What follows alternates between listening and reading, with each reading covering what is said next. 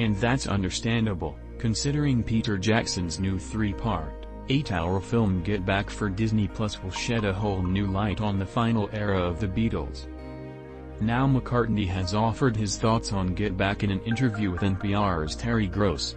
When I knew Peter was going to look at all the footage, I said to him, "I'm not sure I'm gonna like this, Peter, because it was from a very difficult period of my life and it's always looked like I broke up the Beat."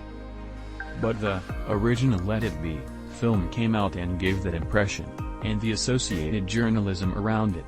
He went off to New Zealand where he works and lives, McCartney continued, and a few weeks later he sent me back a text saying, "No, it's not like that at all. This is just 4 guys working out songs, having a lot of fun." He said, "You know, there's 1 or 2 little tense moments maybe. But we put that down to that's any family, it isn't all just roses. But generally speaking, this is a bit of a rose garden. It was us enjoying being back together, showing each other our songs, learning them and having fun with them."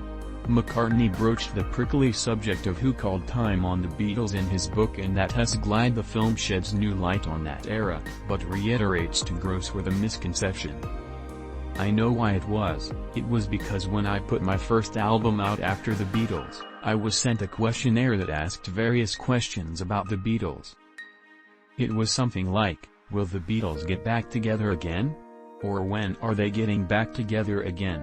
And I sort of said, no, I don't think so. I can't remember the exact reaction, but something like that, and that became, as it does, blown up as Paul says the Beatles are finished and what, so that became, Paul must have finished them.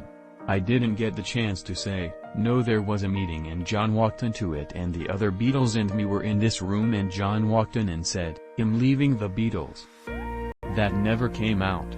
The legend also tells Gross he was gobsmacked when Lennon made his announcement. But the perception was that it might not be permanent. "We were very shocked," McCartney reveals.